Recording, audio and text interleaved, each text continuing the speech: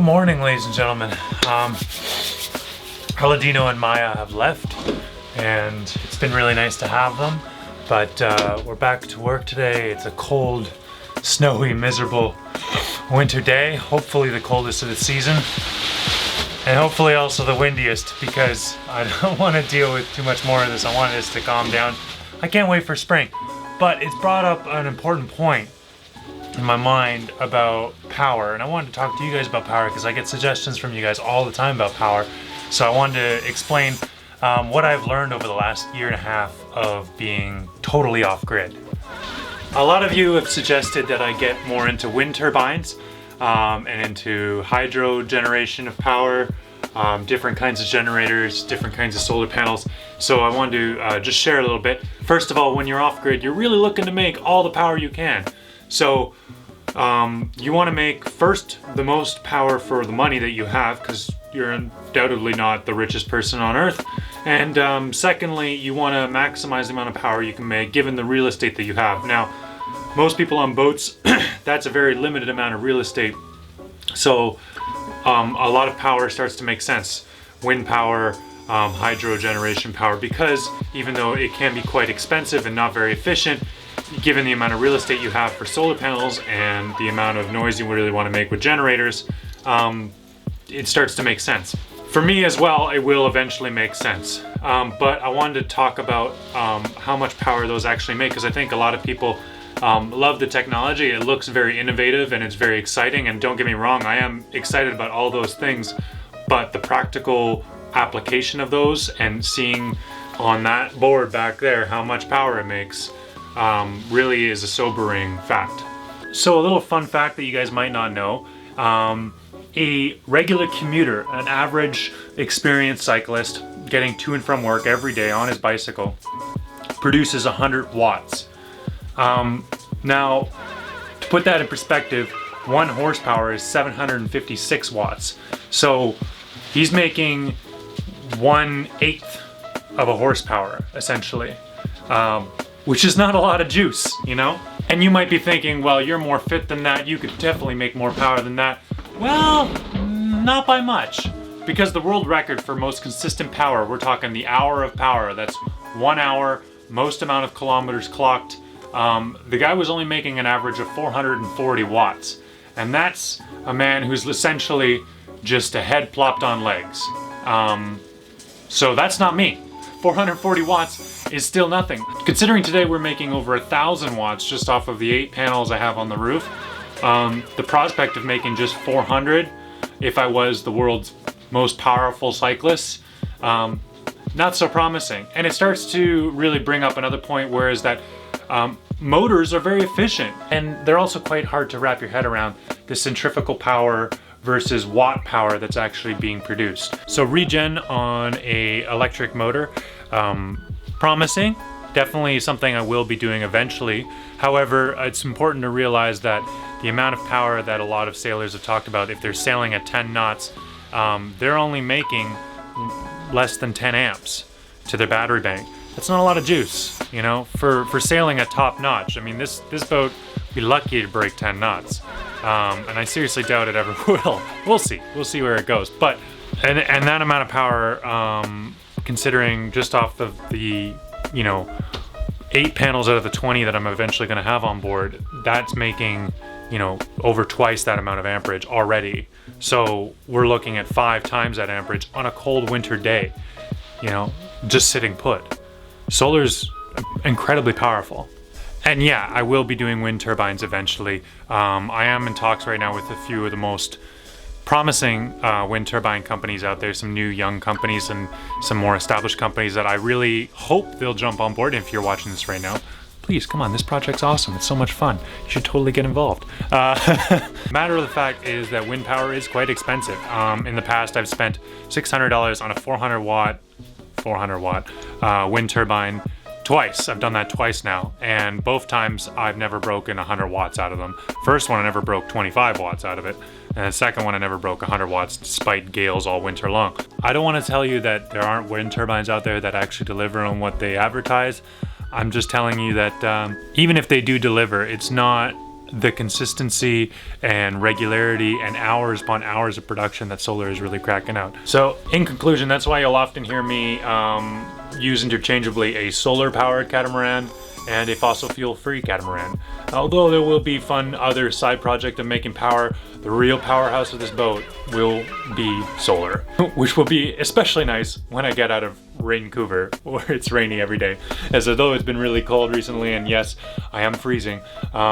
It is infinitely nicer to have some sunshine to rain down and produce some power, because in the wintertime, it's so dark. It's so dark. You know, I would be making 7 kilowatt hours in the summertime. Let's put that in perspective. So, part of that will be fixed by, yeah, eventually getting wind turbines to help balance that out, and also adding the 12 more solar panels on the back. But I won't be doing that today, because today we're making enough power from solar, so we can get cracking, off to work. Let's do it.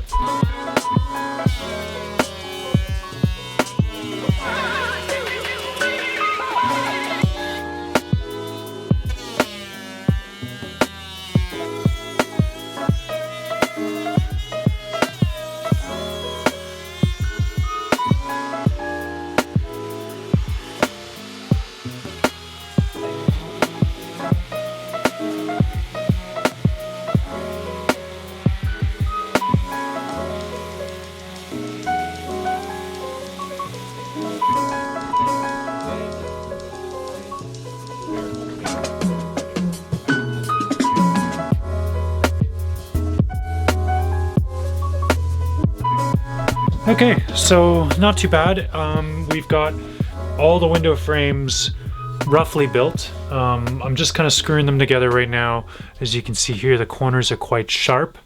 In order to ensure a really good fit, basically I'm going to route out these corners, round them, and next time we have a, I don't want to say warm, but you know, dry-ish day, I'll get out there, remove the plywood, stick these in with the windows in them, and just get them to glue up in place so that they fit the window frames just right, because I can't really readjust the outer window frames since they're already made of glass. By the way, if you're going to make windows, little pro tip as a carpenter, you should build the window and the frame as one piece together and then insert it into your home and or boat and or tiny house and or whatever, so that it all moves around smoothly. I used to do this. I used to install windows, so I don't know why I did not think of that while I was building this. Something about fiberglass got me confused. Anyway, it's all right. It'll come together all right. This allows me to adapt to an organic shape that is a little bit more twisted, the boat per se. So yeah, in the meantime, I've also chopped and stacked a boatload of firewood, which I'm keeping down in these inserts right now, which is pretty cool.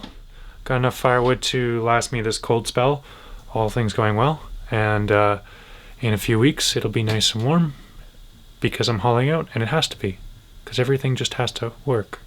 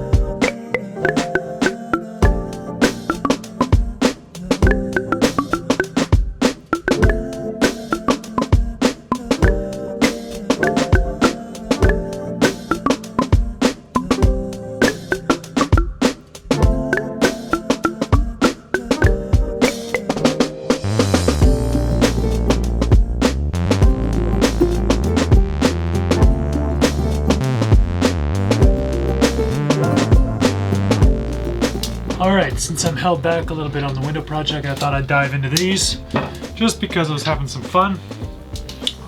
These are spice racks. Yay! Not very exciting, I know, whatever. They're spice racks.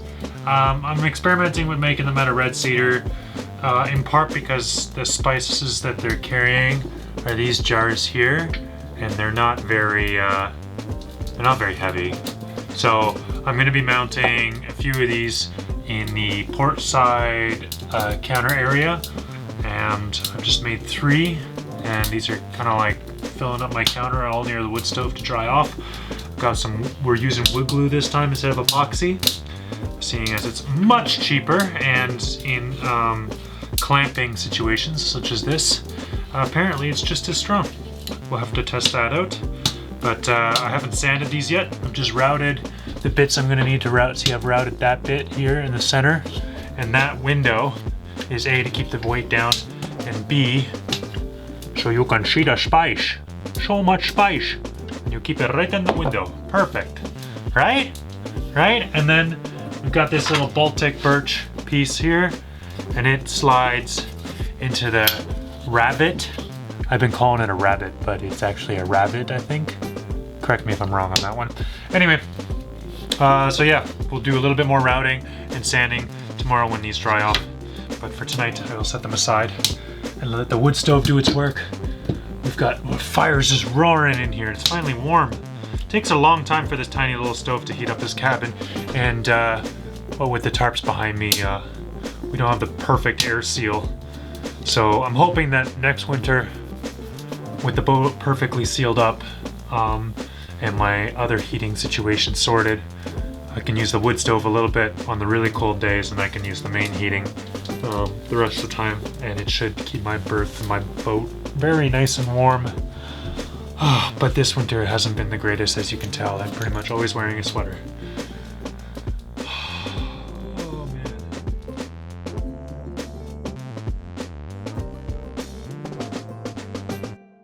Good morning, ladies and gentlemen. It snowed quite a lot. Look at that. So yesterday I was visiting vegan vagrants, Trevor and Liz. Liz wasn't here, it was just Trevor and I hanging out. Cool guys, they have a YouTube channel. They're on the island here. I've shouted them out before, but you guys are interested in seeing what they're up to. They've been slow on the boat projects like I've been slow during this cold snap. And I know, like, for a lot of you or on the rest of my country, my beautiful country of Canada, that this is not a snowstorm. This is just an average day. This doesn't happen here on Gabriola. Gabriola doesn't get that much precipitation, and it certainly doesn't get very cold. Well, it's kind of both right now. And I got a problem. This truck has all seasons. It has terrible traction, but apparently the main road might be clear.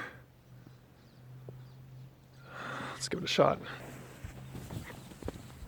Oh, I should really get some gloves. I made it! Look at that! Oh, I love this little truck. She has really great traction going backwards, but not forwards. It's probably the tires that are too tired out. Pun extremely intended. Oh yeah, so I'm really glad I have a job. Partly because it's something to do when I can't really get back to my boat. My truck doesn't have what it takes to make it all the way back there. But, you know, give 6 hours, it's warming up. Who knows? Maybe we'll make it back. First job of the day is shoveling. I get to feel like I'm back in Ontario. Next job is to collect stuff for the food bank. So, gotta go into town, see how they're doing over there. Alright, to recap, I'm not filming on my phone anymore because I made it back to the boat. And the news is not the greatest. We had a snowstorm and a windstorm at the same time. So my boat's like not totally sealed up, and there's just more problems and more setbacks and more delays. And as a result, today I've got snow in everything. Like the fucking snow blew into my boat and then straight up my butthole into every freaking corner of this boat. I'm finding snow under my pillow. I'm finding snow everywhere. Good days and bad days, you know? I would blow Santa Claus right now for some sunshine and warm weather. I'm just like completely over this winter shit. This is just dumb. And there's no one else doing this. Like nobody else is sitting through the winter here. Because you can't, like, I can't do 90% of things I need to do because the weather's shit. Like, the snow, this door, of course, blew wide open, even though I latched it. blew wide open. That's cool. So we got snow all up in this.